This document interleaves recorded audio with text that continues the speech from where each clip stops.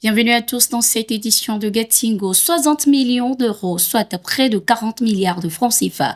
C'est la somme versée par la France pour la libération des 4 agents de la Direction générale de la sécurité extérieure des GSE détenus au Burkina Faso. Cette information a été révélée par le journal Le Monde dans un de ses articles du 14 janvier 2025. Le montant a été payé à l'État burkinabé par l'intermédiaire du Maroc qui assurait la médiation entre les deux parties. Les autorités françaises, de leur côté, rejettent ces affirmations, précisant qu'aucune transaction financière n'a été effectuée pour la libération des agents de la DGSE. Depuis l'arrivée du capitaine Ibrahim Traoré au pouvoir, les relations avec la France se sont tendues. Le Burkina Faso accuse les autorités françaises de vouloir maintenir les pays africains dans la servitude pour mieux les exploiter. Lors de son intervention il y a quelques jours, le capitaine Ibrahim Traoré a appelé les Africains à se réveiller et à lutter pour leur souveraineté. Le président burkinabé réagissait ainsi aux déclarations du président français qui qualifiait les chefs d'État africains d'ingrats. Alain Traoré, alias Alino Faso, un activiste burkinabé, a été interpellé par les forces de l'ordre et de sécurité ivoiriennes. Sa femme avait donné l'alerte concernant sa disparition sur les réseaux sociaux. Dans une déclaration du 15 janvier 2025, le porte-parole du gouvernement ivoirien Amadou Koulibaly a révélé que l'activiste n'avait pas disparu mais avait bien été interpellé par la police. Il a précisé que l'activiste était impliqué dans une procédure judiciaire. Personne n'est porté disparu en Côte d'Ivoire. Toutes les interpellations se font dans les règles de l'art et je peux vous confirmer que M. Alain Traoré a été interpellé et arrêté en bonne et due forme. Aujourd'hui, il y a une procédure en cours, a-t-il indiqué.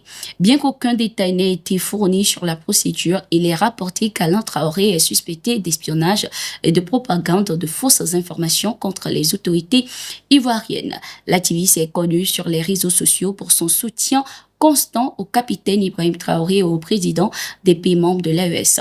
Pour l'heure, les autorités ivoiriennes n'ont pas fait de déclaration officielle concernant les motifs de son arrestation.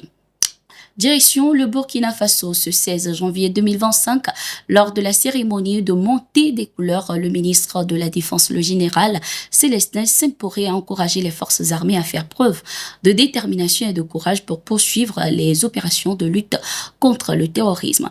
Il a particulièrement insisté sur l'importance d'intensifier ces opérations militaires pour infliger un coup fatal aux groupes terroristes. Le ministre a également mis en garde contre les menaces de l'impérialisme. L'impérialisme à la peau dure. Nous avons affaire à un troupeau de rhinocéros enragés. Ils sont patients, cyniques.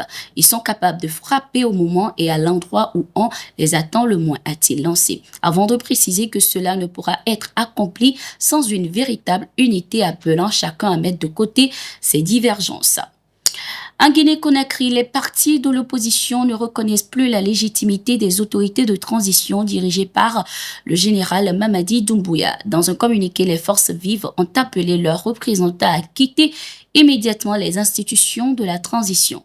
Considérant la décision des forces vives de Guinée de ne plus reconnaître à compter du 31 décembre 2024 la légitimité de la junte militaire actuellement au pouvoir, les forces vives de Guinée exigent le départ du CNRD et la mise en place d'une transition dirigée par un gouvernement civil, indique le communiqué. Les partis politiques guinéens accusent les autorités de transition de confisquer le pouvoir.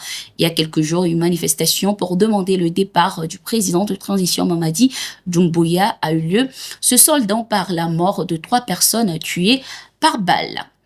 Une délégation dirigée par Liu Yuxi, l'envoyé spécial du gouvernement chinois pour les affaires africaines, a discuté avec le président de transition nigérien, le général Abdourahmane Tiani, des grands axes de coopération entre les deux États. Les discussions ont notamment porté sur la stratégie d'intervention dans divers domaines, notamment la sécurité, l'économie et la santé. La délégation chinoise, après avoir transmis un message de leur président Xi Jinping à son homologue nigérien, a réaffirmé la volonté de la Chine de respecter la souveraineté du Niger. La Chine estime qu'il est primordial de respecter la souveraineté, l'intégrité territoriale et les principes de non-ingérence dans les affaires intérieures pour le développement de nos relations, a déclaré le chef de la délégation chinoise. Il convient de rappeler que cette délégation a également signé ce 15 janvier 2025 un accord avec les autorités nigériennes pour sécuriser le pipeline nigérien régulièrement saboté par des terroristes. Et voilà, nous sommes arrivés à la fin de cette édition de Getingo. Merci d'être resté avec nous. Nous sommes en continu sur nos différentes plateformes et sur notre site d'information, le www.toafrica.com.